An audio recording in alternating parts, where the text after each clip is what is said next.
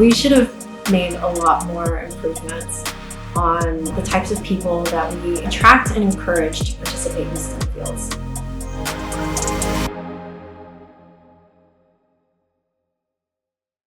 My name is Nicole Dusang.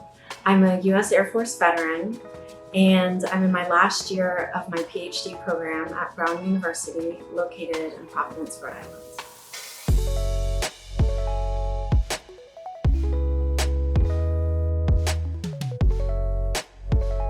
I always really liked math and science, especially math, but I wasn't immediately drawn to STEM. So when I was in high school, I was very passionate about photography. My dad was actually very adamant about me doing some sort of technical degree. And so I did 1 year of computer science, and I realized that I did actually want something that was a little bit more hands-on, and I ended up cross-training into, or just changing my major to electrical engineering. So it did give me a pretty good, strong, I think, software and coding background, but I really did come to appreciate the more hands-on approach and hardware aspects of electrical engineering. But there's just something really satisfying about seeing this product that you made and being able to touch it and feel it and interact with it. And that's really cool. So when I was in college the first time, I was studying electrical and computer engineering. So I was doing electrical engineering internship at the Naval Research Lab, and a lot of the people that I worked with were prior military, and they told me these really amazing stories of camaraderie and adventure and seeing the world, and that sounded really enticing to me. That sounded a lot more fun than being in an office wearing a suit, you know, working 9 to 5. So I joined ROTC, and 9/11 happened, and while I was in ROTC, I was able to get an educational delay. I had an opportunity to get my master's at Texas Tech.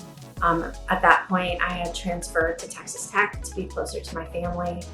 I joined a sorority also to sort of help facilitate the process of making friends.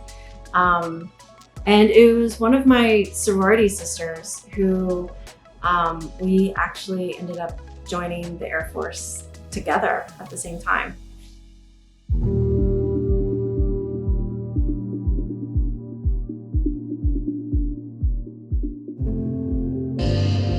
It was a little scary because my parents weren't very supportive of it, in terms of they didn't really think that I should join the military. When I graduated with my master's and went on active duty in the Air Force, I was initially assigned as a developmental engineer. There's not a lot of that adventure and the same type of camaraderie that my colleagues at the Naval Research Lab had talked about. And that's really what I wanted. So I cross-trained into civil engineering, and I did have a deployment as a civil engineer in Iraq, but I wanted something even more dynamic. So I applied to become an explosive ordnance disposal officer in the Air Force. And while I was in Iraq on my first deployment, I was notified that I was selected to go to their training program, which was really exciting. And it was also really tough. It was challenging in all aspects, psychologically, academically, it was really challenging. Physically, it was very challenging. I was stationed at Hill Air Force Base in Utah. It's right outside Salt Lake City, Utah. It's really beautiful there. Found out that civil engineers actually had deployment opportunities, and I cross-trained in civil engineering. And I did that for a year, and then I was in CE for a year, went through all the training, and then I had my first deployment to Iraq.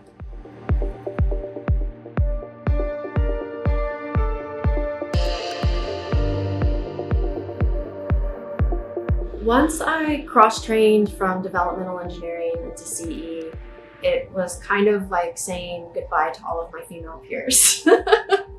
There were, in my particular class that went through, there were 2 females, me and one other woman who was in the class. That is until I failed that particular class, and then I got rolled into another class. It was soul crushing. The classes become super tight-knit as you go through the school. So I had become really close with the rest of the people in my class. And in that other class, I was the only woman. And that was pretty much the rest of my military career, like generally being the only woman. EOD is explosive ordnance disposal, and when we went to Afghanistan, we mostly supported ground forces such as the Army or Marines. My first deployment, we supported an Army battalion. I tried to go on as many missions as I could, mostly to make sure that when my teams were attached to another unit, that they were getting the support and respect that they deserved.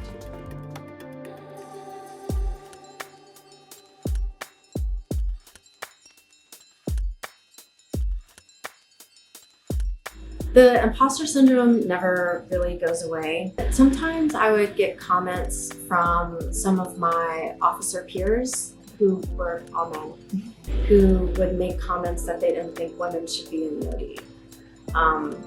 And so sometimes that reinforced that imposter syndrome and made me feel like I had to do more, I had to go harder, I had to be stronger. Some of the moments where I really felt that I had achieved that, it wasn't when,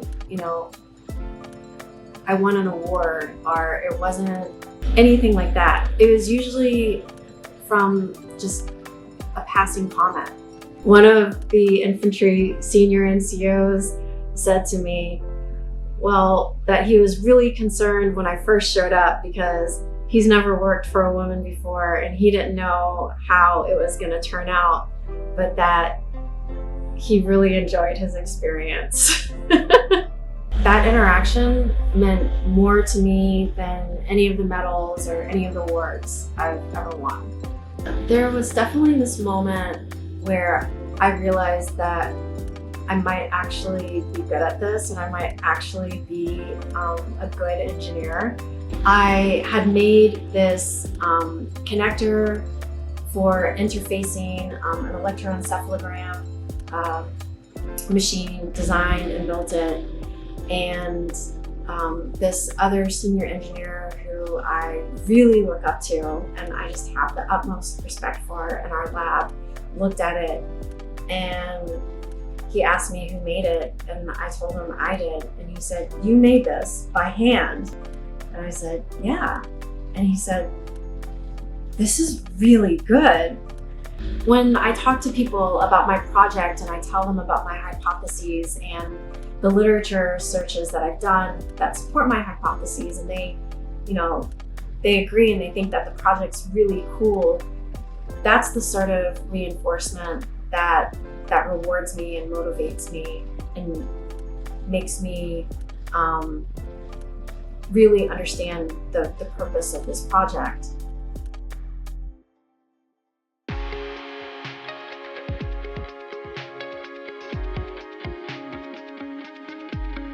I really want to run a lab that attracts students from historically underrepresented groups, students who might have previously been dissuaded from not participating in STEM fields. I think that we still aren't doing enough as a career field and as a country to encourage that. We should have made a lot more improvements on the types of people that we attract and encourage to participate in STEM fields. Coolest quote that I ever heard was from my high school chemistry teacher, who told me that none of us know anything. And he explained it as If there's an infinite amount of knowledge in the world and the universe, and you have that as your numerator, no matter how much they know, it's still going to be a finite amount of knowledge. So you're going to have a finite amount of knowledge over an infinite number, which always goes to zero. So even if you think that you're completely unqualified, if you have a passion for it and it's something you want to do, then you'll get there. It's just a matter of like putting in the time and effort. And that goes for veterans and women. And I think, you know, women even more so. It's okay if you don't know everything. I've had some really incredible, supportive male mentors since I've been at Brown. Unfortunately, there still aren't very many females in my career field. You know, I ask them. I ask them for guidance and direction, and they're always willing to help me out. And there's people like that all over the world, and definitely all over the US at a number of institutions who want you to succeed. You're just gonna have to, I think, be sort of vulnerable in your ignorance about the subject at the very beginning, and that's okay. It's okay.